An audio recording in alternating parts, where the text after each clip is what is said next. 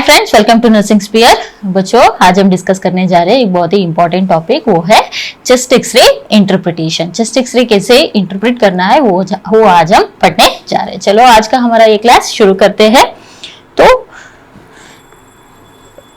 Chest interpretation देखने से पहले हमें पता होना चाहिए कि कौन कौन से स्ट्रक्चर, जब भी हम एक्सरे लेते हैं तो कौन कौन से स्ट्रक्चर्स कैसे दिखते हैं। तो इसलिए उसको समझने के लिए हमें एक चीज समझना जरूरी है, वो है डेंसिटीज। तो रिलेटिव डेंसिटीज के बारे में हम पहले पढ़ेंगे।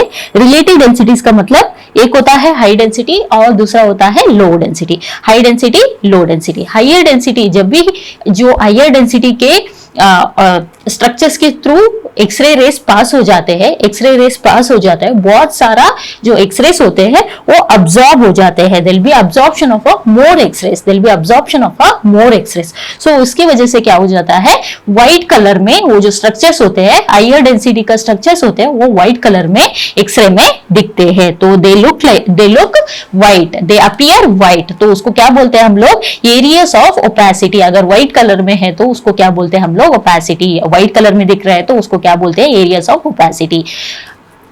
ऐसे ही लोअर डेंसिटी है तो अगर कोई स्ट्रक्चर या ऑब्जेक्ट का लोअर डेंसिटी है और हम एक्सरेस पास कर रहे हैं तो क्या हो जाएगा, there'll be less absorption of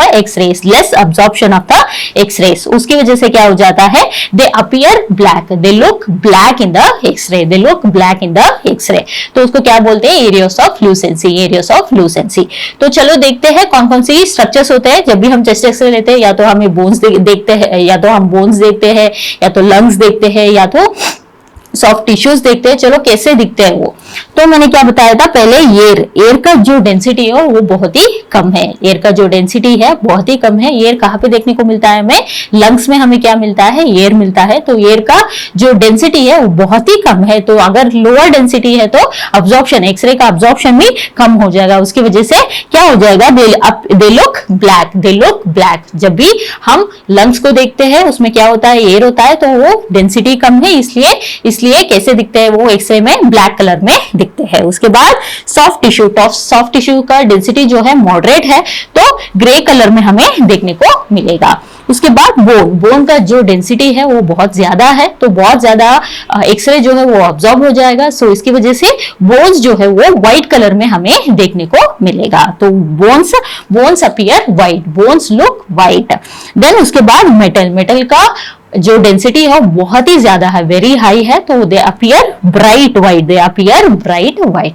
तो चलो अभी इस डायग्राम में उन सब चीजों को देख लेते हैं। पहले क्या है, ये है लंग्स के अंदर क्या होता है, लंग्स के अंदर होता है एयर। तो मैंने क्या बताया था, एयर का जो डेंसिटी है वो बहुत कम है, तो इसलिए दे appear black, they look black. यहाँ पर भी देख सकते हैं, ब्लैक कलर में हम देख सकते हैं। उसके बाद जो बाजू में सॉफ्ट टिश्यूज है, यहाँ पे जो सॉफ्ट टिश्यूज है, दे अपीयर ग्रे। उसके बाद आता है बोन्स के बारे में क्या बताया था मैंने, डेंसिटी ज्यादा होता है इसलिए दे अपीयर व्हाइट। तो यहाँ पे देख सकते हैं आप लोग, यहाँ पे क्लैविकल है, यहाँ पे वर्टिब्रास है, they are all bones. So they look white in colour in x-ray. उसके बाद यहाँ पे एक सेंटर पे एक ऑब्जेक्ट देख सकते हैं, ये कॉइन मेटल है। तो मेटल का डेंसिटी बहुत ज्यादा होता है, it appears bright white. So these are the different densities. So पता होना चाहिए, क्योंकि जब भी इंटरप्रिटेशन करने से पहले हमें पता होना चाहिए कौन कौन सी चीज कैसे दिखता है, तो आगे इंटरप्रेट करने में हमें बहुत ही आसान हो जाएगा। चलो आगे बढ़ते हैं। तो चेस्ट एक्सरे को कैसे इंटरप्रेट करना है, तो क्या करना है, पहले तो पेशेंट का आइडेंटिफिकेशन डिटेल्स हमें पता होना चाहिए। पेशेंट का जो आइडेंटिफिकेशन डिटेल्स है वो सब कुछ हमें पता होना चाहिए। उसके बाद क्या क्या देखते हैं हम लोग, सिस्टमैटिकली हमें देखते जाएंगे हम लोग। तो क्या क्या देखेंगे, पहले तो एक्सरे का व्यू क्या है, डिफरेंट व्यू से, PA view, AP view, lateral view.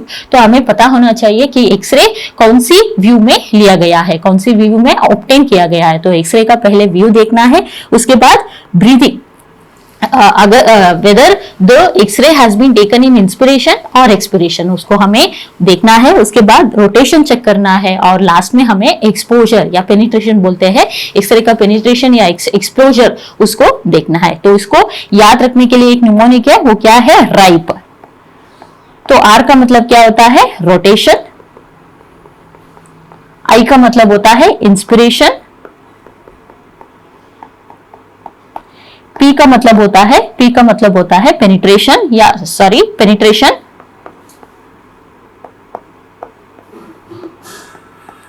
ई का मतलब होता है एक्सपोजर। सॉरी, पी का मतलब होता है प्रोजेक्शन। सॉरी, पी का मतलब क्या होता है, पी का मतलब होता है प्रोजेक्शन।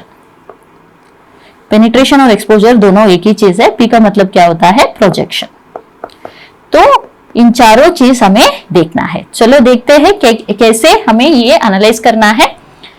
तो पहले स्टार्ट करेंगे व्यू से। कौन कौन सी व्यू से मैंने बताया था, कौन कौन सी व्यूज होते हैं। पीए व्यू होता है और एपी व्यू होता है और एक और व्यू होता है, वो है lateral view. Lateral view usually जो हम एक्सरेस को ऑब्टेन करते हैं वो यूजुअली पीए व्यू में हम प्रिफर करते हैं। The preferred view for chest x-ray is always PA view. अगर आपसे क्वेश्चन पूछा गया है कि कौन सा व्यू प्रिफर करते हैं तो वो है पीए व्यू। तो पीए व्यू में क्या करते हैं, तो यहाँ इस डायग्राम को ध्यान से ऑब्जर्व करो। यहाँ पे एक्सरे का सोर्स है, तो एक्सरे जो रेस है वो इस ट्यूब से आ रहा है।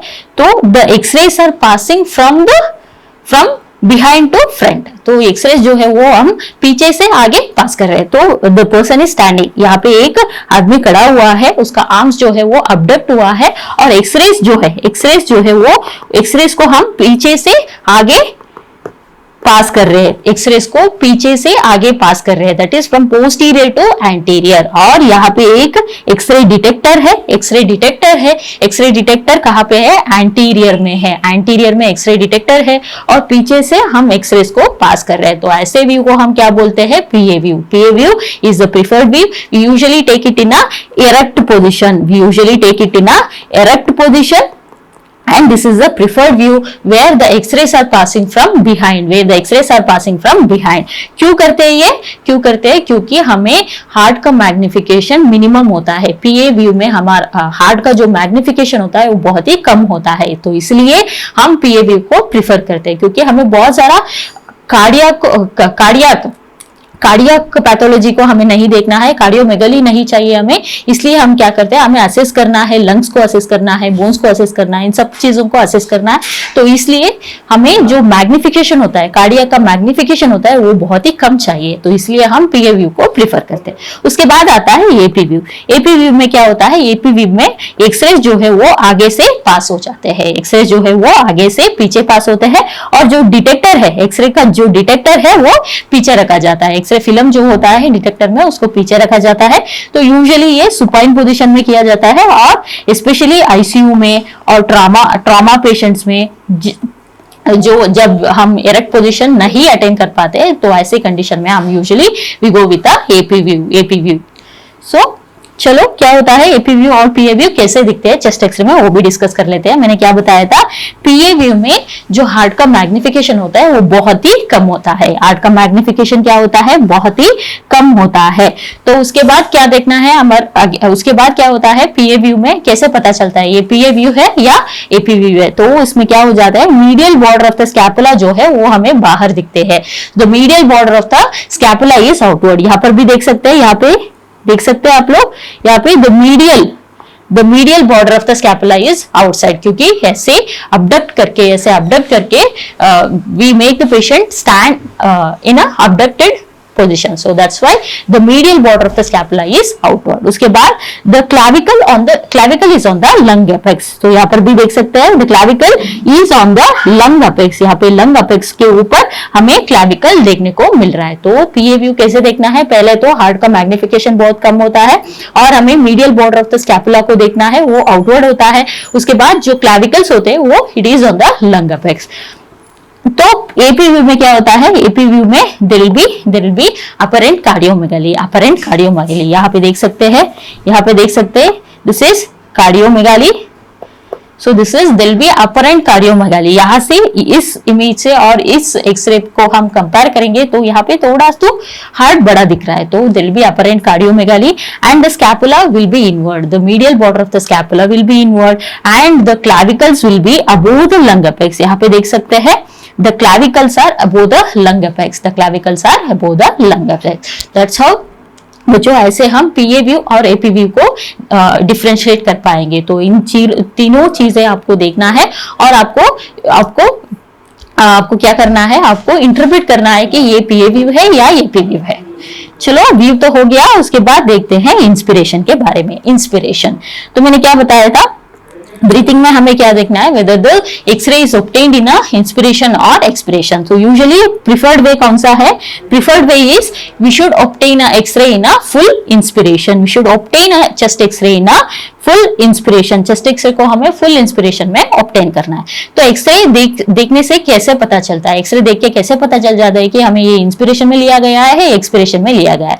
तो इसके लिए भी एक चीज है, अगर इंस्पिरेशन में लिया गया है, एडिक्वेट इंस्पिरेशन में लिया गया है, तो हमें क्या करना है, हमें रिब्स को काउंट करना है, एंटीरियर और पोस्टीरियर रिब्स को काउंट करना है। तो एंटीरियर रिब्स जो होते हैं वो ऑब्लिकली प्लेस्ड होते हैं, तो कंफ्यूज नहीं होना है। यहाँ पे देखो, ये जो ऑब्लिकली प्लेस्ड किया गया है ये एंटीरियर रिब्स है, ये पोस्टीरियर नहीं, ये एंटीरियर है। ये जानना बहुत जरूरी है, ये एंटीरियर रिब्स है, जो ऑब्लिकली प्लेस किया हुआ रिब्स है वो एंटीरियर रिब्स है। और पोस्टीरियर रिब्स कैसे होते हैं, पोस्टीरियर रिब्स होते हैं हॉरिजॉन्टल। सो यहाँ पे जो हॉरिजॉन्टली प्लेस किया गया है ना, ये पोस्टीरियर रिब्स है, ये पोस्टीरियर रिब्स है। तो बच्चों क्या करना है, हमें इंस्पिरेशन को देखने के लिए एडिक्वेटली इंस्पिरेशन में, फुल इंस्पिरेशन में लिया गया है, चेस्ट एक्सरे ऑब्टेन किया गया है, इस देखने के लिए हमें क्या करना है, एंटीरियर और पोस्टीरियर रिब्स काउंट करना है। एंटीरियर रिब्स कितना होना चाहिए, 5 to 6 रिब्स होना चाहिए और posteriorly we should get 8 to 10 ribs, posteriorly we should get 8 to 10 ribs. अगर एंटीरियरली 5 to 6 रिब्स है और पोस्टीरियरली 8 to 10 रिब्स है, तो ये जो चेस्ट एक्सरे इसको फुल इंस्पिरेशन में ऑब्टेन किया है, एडिक्वेट इंस्पिरेशन में ऑब्टेन किया गया है। तो एंटीरियर रिब्स कैसे दिखते हैं, एंटीरियर रिब्स जो है वो ऑब्लिकली प्लेस्ड होते हैं और पोस्टीरियर रिब्स जो है वो हॉरिजॉन्टली प्लेस्ड होते हैं। चलो उसके बाद देखते हैं, हमने दो चीज डिस्कस कर लिया ऑलरेडी, व्यू के बारे में डिस्कस किया और इंस्पिरेशन के बारे में डिस्कस किया। अभी डिस्कस करते हैं रोटेशन के बारे में। तो रोटेशन को देखने के लिए हमें क्या करना है, तो रोटेशन को कैसे एनालाइज करते हैं, इंटरप्रेट करते हैं। तो पहले क्या करना है हमें, ये जो वर्टिब्रास है, thoracic वर्टिब्रा है, यहाँ पे जो स्पाइनस प्रोसेस होता है, स्पाइनस प्रोसेस के सेंटर में हमें एक लाइन ड्रॉ करना है। स्पाइनस प्रोसेस के सेंटर में ऐसे एक लाइन ड्रॉ करना है और यहाँ पे जो medial border of the clavicula है, medial border of the clavicles है, medial border of the clavicles, right side और लेफ्ट साइड। सो यहाँ पे डिस्टेंस को मेजर करना है, यहाँ पे दोनों साइड हमें क्या करना है, डिस्टेंस को मेजर करना है। अगर रोटेशन सही है, एडिक्वेट रोटेशन है, then the distance from the spinous process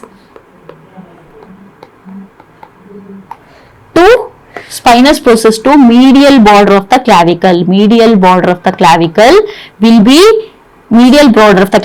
be equidistant। अगर equidistant है, दोनों तरफ से डिस्टेंस सेम है, then it is a adequately rotated, जो है नॉर्मल रोटेशन है।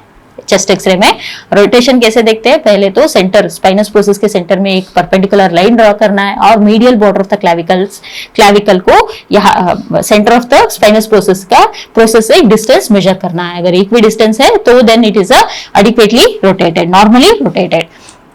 ऐसा नहीं है तो यहाँ पे देखो, पहला जो एक्सरे है उसको ऑब्जर्व करो। यहाँ पे मैं क्या कर रही हूँ, स्पाइनस प्रोसेस यहाँ पे है, स्पाइनस प्रोसेस से क्या कर रही हूँ मैं, एक लाइन, परपेंडिकुलर लाइन ड्रॉ कर रही हूं। यहाँ पे देखो परपेंडिकुलर लाइन ड्रॉ कर रही हूं मैं और यहाँ पे medial border of the clavicle यहाँ पे है। तो अगर मैं डिस्टेंस मेजर करूंगी तो राइट राइट साइड का जो डिस्टेंस है वो ज्यादा है, राइट साइड का डिस्टेंस ज्यादा है। सो जिस तरफ भी डिस्टेंस ज्यादा आता है उसी तरफ एक्सरे जो है रोटेटेड होता है। अगर राइट साइड का डिस्टेंस ज्यादा है then it is a right side rotated film, right sided rotated film. लेकिन यहाँ पे ऑब्जर्व करो, दूसरा एक्सरे पे ऑब्जर्व करो, यहाँ पे स्पाइनस प्रोसेस है तो मैं ड्रॉ कर रही हूँ। यहाँ पे medial border of the clavicle है। अगर डिस्टेंस मेजर करूंगी तो लेफ्ट साइड का जो डिस्टेंस है वो राइट साइड से ज्यादा है, राइट साइड से ज्यादा है, then it is a left side rotated x-ray, left side rotated x ray.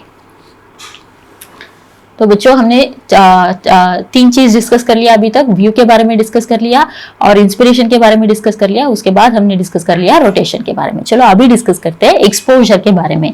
Exposure के बारे में अभी डिस्कस करते जाएंगे। तो एक्सपोजर ये जो एक्सरेस प्रोजेक्ट करते हैं वो एडिक्वेटली हम एक्सपोज कर रहे हैं कि नहीं। तो कैसे एनालाइज करना है कि ये जो एक्सरे है ये एडिक्वेट एक्सपोजर, एक्सरे का एडिक्वेट एक्सपोजर है या अंडर एक्सपोजर है, ओवर एक्सपोजर है, कैसे देखना है। तो अगर एडिक्वेट एक्सपोजर के लिए हमें क्या देखना है, अगर एक्सपोजर जो है वो एडिक्वेट है तो क्या दिखेगा, ये जो लोअर थोरैसिक वर्टिब्रा है through the heart, we can see the lower thoracic vertebra through the heart. यहाँ पे इस एक्सरे पे ऑब्जर्व करो, यहाँ पे हम देख सकते हैं, यहाँ पे वर्टिब्रास हम देख सकते हैं। तो दिस इज एडिक्वेट एक्सपोजर। यहाँ पे क्या है, एडिक्वेट एक्सपोजर है। क्या है, एडिक्वेट एक्सपोजर है। एडिक्वेट एक्सपोजर कैसे होता है एडिक्वेट एक्सपोजर, तो अगर हमें lower thoracic vertebra through the heart दिख रहे हैं तो then it is a adequate exposed film, adequate exposed chest x-ray. तो अंडर एक्सपोजर कैसे होता है, अंडर एक्सपोजर होता है ऐसे पूरा जो एक्सरे है व्हाइट कलर में दिखने लगेगा। जो अगर एक्सरे व्हाइट दिख रहा है तो it is a under exposed film. अगर कुछ बहुत ज्यादा ब्लैक कलर में हमें एक्सरे देखने को मिल रहा है तो then it is a over exposed chest x-ray, under exposure में क्या हो जाएगा, पूरा व्हाइट कलर में दिखेगा, और ओवर एक्सपोजर में क्या, पूरा बहुत ही ज्यादा पिच ब्लैक कलर में हमें देखने को मिलेगा। यहाँ पे देख सकते हैं पूरा बहुत ही ज्यादा ब्लैक कलर है। अगर नॉर्मल एक्सरे से कंपेयर करेंगे तो यहाँ पे बहुत ब्लैक है, तो then it is a over exposure. अगर यहाँ पे ओवर एक्सपोजर को एक और तरीका होता है, क्या है, यहाँ पे जो इंटरवर्टिबल डिस्क है, हमें ये जो इंटरवर्टिबल डिस्क है ये भी देखने को मिलेगा ओवर एक्सपोजर में। So this is how we are gonna see the exposure.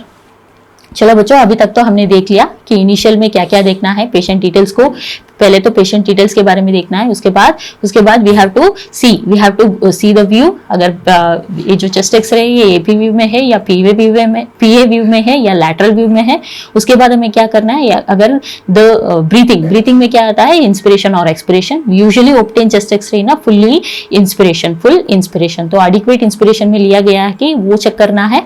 उसके बाद क्या करना है, उसके बाद हमें देखना है कि एक्सपोजर कैसा है, पेशेंट एक्सरे का एक्सपोजर कैसा है। उसके बाद हमें क्या देखना है, रोटेशन के बारे में देखना है, तो ये हो गया। तो अभी सिस्टमैटिक अप्रोच कैसे करना है, सिस्टमिक अप्रोच कैसे करना है। सिस्टमिक अप्रोच का मतलब क्या होता है, अभी तक तो हमने इस एक्सरे कैसे लिया गया है उन सब के बारे में तो देख लिया। अभी क्या देखेंगे, जो भी एक्सरे में हम देखना चाहते हैं, या तो लंग्स हो सकते हैं या तो एयरवेज हो सकते हैं, उन सारे चीजों को हमें कैसे देखना है, उसके लिए एक अप्रोच है, उसको क्या बोलते हैं, एबीसीडी अप्रोच। तो पहले ए का मतलब होता है एयरवे, तो एयरवे में जो हमें दिखता है, चेस्ट एक्सरे में क्या देख सकते हैं हम लोग, ट्रेकिया को देख सकते हैं। तो ट्रेकिया में क्या होता है, एयर होता है। तो usually trachea we see it as a, trachea को कैसे देख सकते हैं, ब्लैक कलर में हम देख सकते हैं। यहाँ पे देख सकते हैं आप लोग ट्रेकिया को यहाँ पे देख सकते हैं। ट्रेकिया जो है वो बाइफरकेट होता है at the level of T4, bifurcate होता है, राइट साइड और लेफ्ट साइड में बाइफरकेशन होता है, और उस पॉइंट को हम क्या बोलते हैं, कैराइना बोलते हैं। जो बाइफरकेशन पॉइंट होता है उसको हम क्या बोलते हैं, कैराइना बोलते हैं। नॉर्मली ये जो ट्रेकिया है थोड़ा सा राइट साइड डिविएट होता है। नॉर्मली ये जो ट्रेकिया होता है ये थोड़ा सा राइट साइड डिविएट होता है, और बाइफर्केशन होता है, बाइफर्केशन होता है एट कैराइना। तो ये नॉर्मल है। तो अबनॉर्मलिटीज क्या है, इस ट्रेकिया में अबनॉर्मलिटीज क्या क्या देखने को मिलेगा? मैंने क्या बताया था, थोड़ा तो स्लाइटली राइट साइडेड रोटेटेड होता है।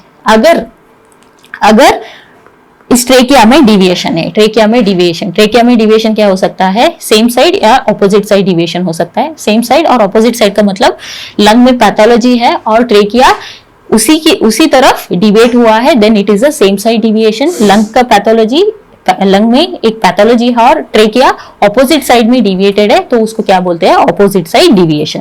तो सेम साइड डिविएशन हमें कहाँ पे देखने मिलेगा? सेम साइड डिविएशन हमें देखने को मिलेगा फाइब्रोसिस और कोलैप्स में। फाइब्रोसिस और लंग कोलैप्स में हमें सेम साइड ट्रेकियल डिविएशन देखने को मिलेगा। और ऑपोजिट साइड कहाँ पे देखने को मिलेगा? यूजुअली न्यूमोथोरैक्स और या प्लूरल एफ्यूजन, न्यूमोथोरैक्स या प्लूरल एफ्यूजन में हमें ये देखने को मिलेगा। ऑपोजिट साइड ट्रेकियल डिविएशन देखने को मिलेगा। तो इस एक्सरे को ऑब्जर्व करो, इस एक्सरे को ऑब्जर्व करो। यहाँ पे मैं ट्रेकिया को पहले ट्रेस करती हूँ। यहाँ पे देखो, ट्रेकिया इस साइड डिवेट हुआ है, लेफ्ट साइड डिवेट हुआ है, तो यहाँ पे कुछ पैथोलॉजी है लंग में। यहाँ पे कुछ पैथोलॉजी दिख रहा है, क्योंकि ये तो नॉर्मल दिख रहा है, राइट साइड जो लंग है वो नॉर्मल दिख रहा है, लेकिन लेफ्ट साइड में कुछ तो ओपेसिटी हमें देखने को मिल रहा है, ये क्या हो गया है? ये सेम साइड ट्रेकिया भी, लंग पैथोलॉजी लेफ्ट साइड में है और ट्रेकिया भी लेफ्ट साइड ही डिविएट हुआ है, तो उसको क्या बोलते हैं? Same side deviation. या तो ये फाइब्रोसिस हो सकता है या तो कोलैप्स हो सकता है। और इस एक्सरे को ऑब्जर्व करो। यहाँ पे जो ट्रेकिया डिविएटेड हुआ, यहाँ पे देखो थोड़ा सा वो राइट साइड में डिविएशन हुआ है, और यहाँ पे हमें कुछ left side of the lung में कुछ पैथोलॉजी देखने को मिल रहा है, और राइट साइड में ट्रेकिया डिविएटेड है। तो ऑपोजिट साइड में ट्रेकिया डिविएट हुआ है, तो कौन सी कंडीशन में? न्यूमोथोरैक्स या प्लूरल एफ्यूजन में ऑपोजिट साइड डिविएशन हमें देखने को मिलेगा। बच्चों चलो आगे डिस्कस करते हैं। अभी तक तो हमने एयरवे के बारे में डिस्कस कर लिया, अभी डिस्कस करते हैं ब्रोंकोवास्कुलर मार्किंग्स के बारे में। अभी डिस्कस करेंगे ब्रोंकोवास्कुलर मार्किंग्स के बारे में। क्या होते हैं ये ब्रोंकोवास्कुलर? हम सबको पता है, जो लंग में पल्मरी आर्टरी, पल्मरी वेन्स हमें देखने को मिलता है और ब्रोंकाई देखने को मिलता है। ये जो पल्मरी आर्टरी, पल्मरी वेन्स और ब्रोंकाई जो होते हैं लंग्स में, ये सब कुछ एक लीनियर शैडो में हमें देखने को मिलता है। कहाँ पे? ये जो आइलम होता है, ये जो रूट्स होता है, लंग का रूट होता है, ये जो आइलम होता है, यहाँ पे हमें देखने को मिलता है। इस एक्सरे पे आप ऑब्जर्व करेंगे तो यहाँ पे देखो, ये सब कुछ, ये जो लीनियर शैडोस है, ये सब कुछ ब्रोंकोवास्कुलर मार्किंग्स है।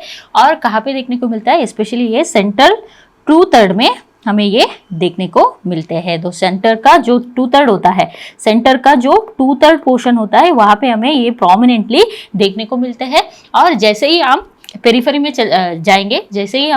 जाएंगे, तो ये बहुत ही क्या हो जाएंगे? तो फ्यूअर या बहुत ही कम हो जाएंगे, या तो नहीं दिखेंगे या तो बहुत ही कम देखने को मिलेगा। तो ये जो सेंटर ब्रोंकोवास्कुलर मार्किंग्स है, ये बहुत ही प्रोमिनेंटली हमें कहाँ पे देखने को मिलेगा? सेंटर जो 2/3 पोर्शन होता है वहाँ पे देखने को मिलेगा।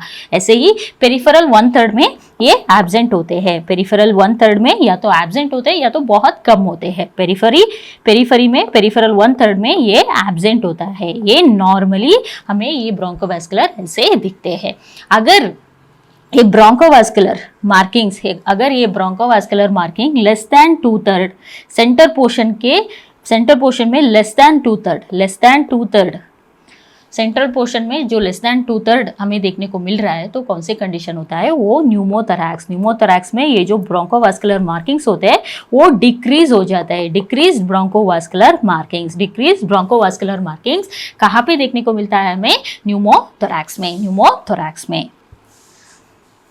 तो चलो आगे बढ़ते हैं। तो ए और बी के बारे में तो हमने डिस्कस कर लिया। सी का मतलब क्या होता है? कार्डिया। हमें क्या देखना है? कार्डिया देखना है। स्पेशली कार्डिया में, हार्ट में हमें क्या देखना है? पहले तो राइट बॉर्डर, लेफ्ट बॉर्डर को देखना है। उसके बाद क्या देखना है? सीटी रेशियो देखना है। तो चलो पहले राइट बॉर्डर के बारे में बात करते हैं। राइट बॉर्डर किससे बनता है? राइट बॉर्डर तो 3 स्ट्रक्चर से बनता है। पहले ऊपर जो स्ट्रक्चर मिलता है वो क्या है? SVC, that is superior vena cava. उसके बाद it is form by the right atrium. Then नीचे का जो स्मॉलर पोर्शन होता है वो it is formed by the IVC, it is formed by the IVC. So the right border is formed by superior vena cava, right atrium और inferior vena cava, inferior vena cava, IVC sorry, inferior, superior vena cava, inferior vena cava, SVC और IVC से बनता है. और right ventricle right border में part नहीं लेता है. यहाँ से क्वेश्चन भी बन सकता है, which of the following structures will not take part in the right border, which will not form the right border of the heart, right border of the heart, that is right ventricle. So right ventricle यहाँ पे कोई part नहीं होता है, right border में कोई part नहीं, it is not taking part in the right border. उसके बाद चलो देखते हैं लेफ्ट बॉर्डर में. लेफ्ट बॉर्डर में पहला आता है, पहला जो स्ट्रक्चर ऊपर जो मिलता है वो है आयोटिक नकल. आयोटिक नकल, आयोटिक नकल का आयोटिक नकल कैसे फॉर्म होता है? It is from the arch of the aorta, it is from the arch of the aorta. So पहला होता है आयोटिक नकल. उसके बाद होता है यहाँ पे ये जो येलो कलर में दिख रहा है, it is nothing but the pulmonary artery, pulmonary artery, this is nothing but the pulmonary artery. एक यहाँ पे एंगल बनता है, अभी आपके लिए बहुत ज़्यादा हो जाएगा, बस ये जानना है आयोटिक नकल और पल्मनरी आर्टरी है. उसके बाद आता है, ये है left atrial appendage, left atrial appendage और लेफ्ट ऑरिकल भी हम बोल सकते हैं, लेफ्ट ऑरिकल और लेफ्ट एट्रियल अपेंडेज भी उसको बोल सकते हैं. उसके बाद आता है यहाँ पे लेफ्ट वेंट्रिकल, लेफ्ट वेंट्रिकल.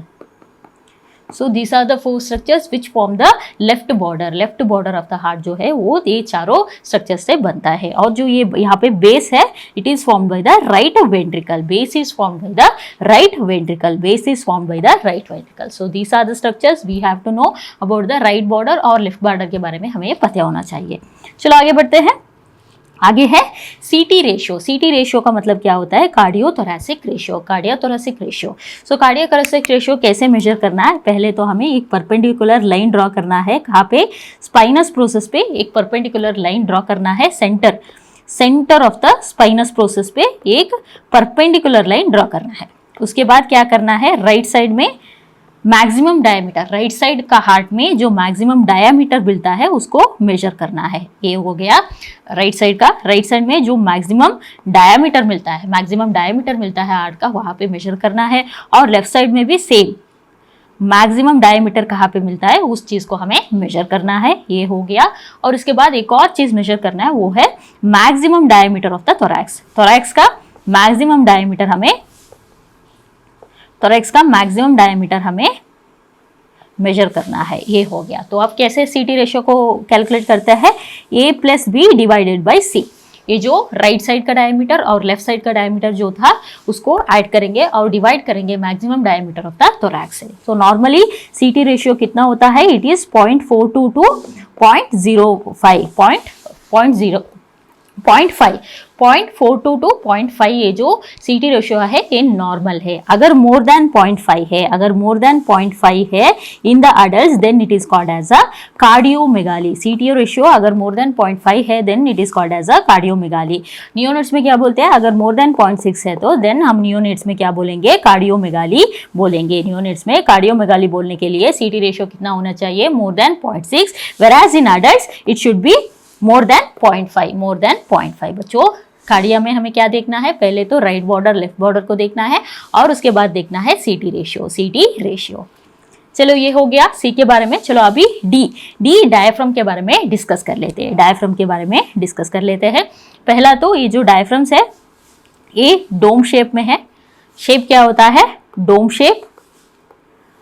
और राइट साइड का जो डायफ्राम होता है it is slightly higher than the left side.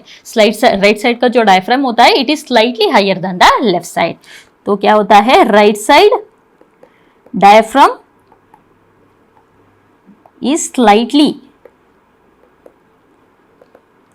Higher than the left side, higher than the left side.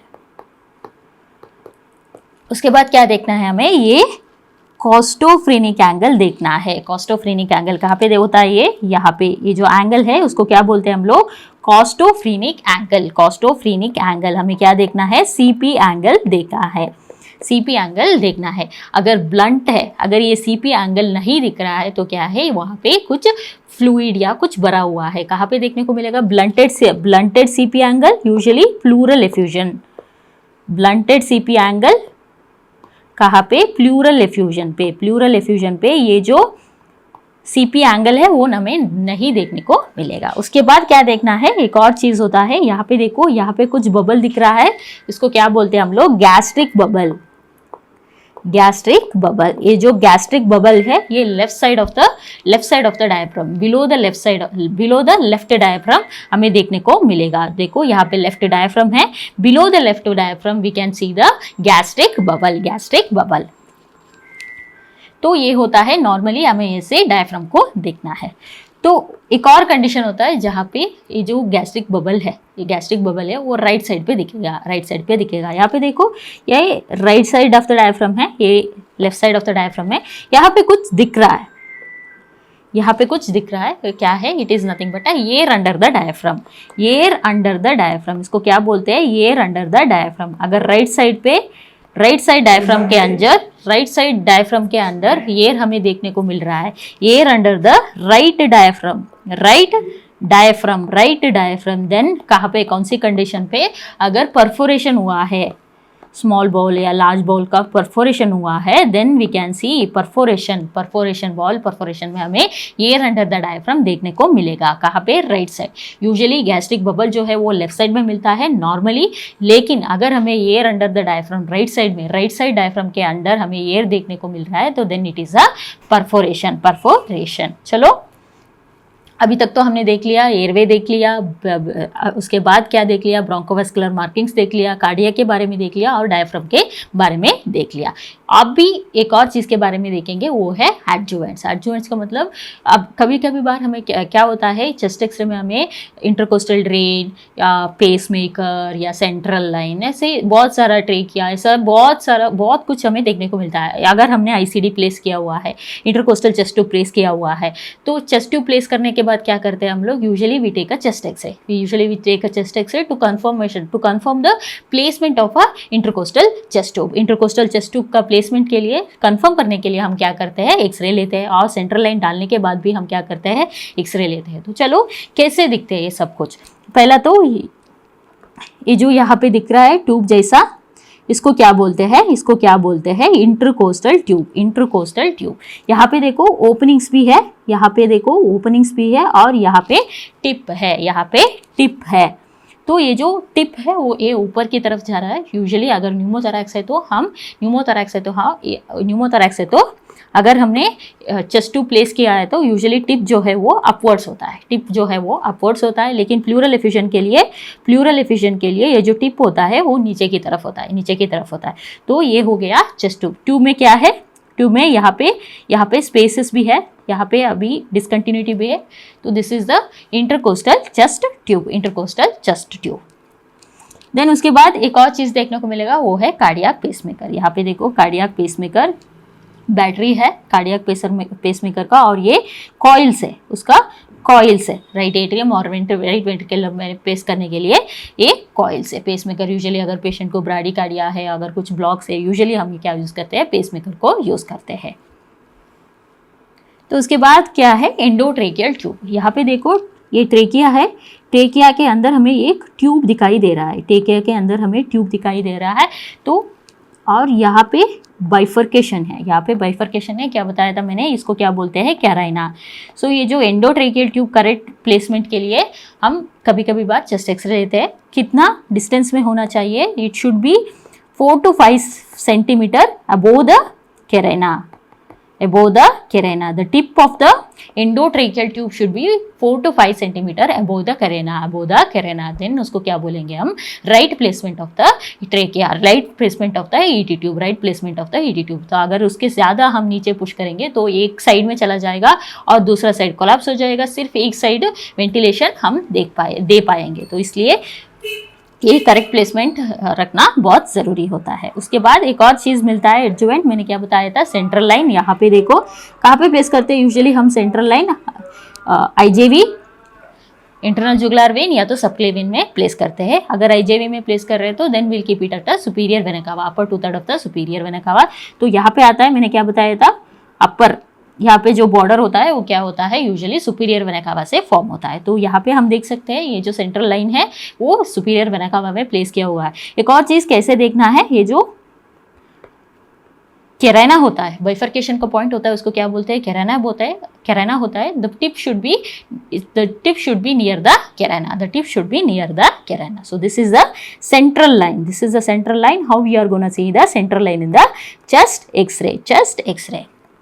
सो बच्चों, this is all about the basics of chest x ray interpretation. अभी तक तो हमने कैसे सिस्टमैटिकली क्या क्या देखना है, कैसे देखना है, इन सब के बारे में हमने आज के क्लास में डिस्कस कर लिया। तो इसी के साथ हम आज का ये क्लास खत्म करेंगे। धन्यवाद।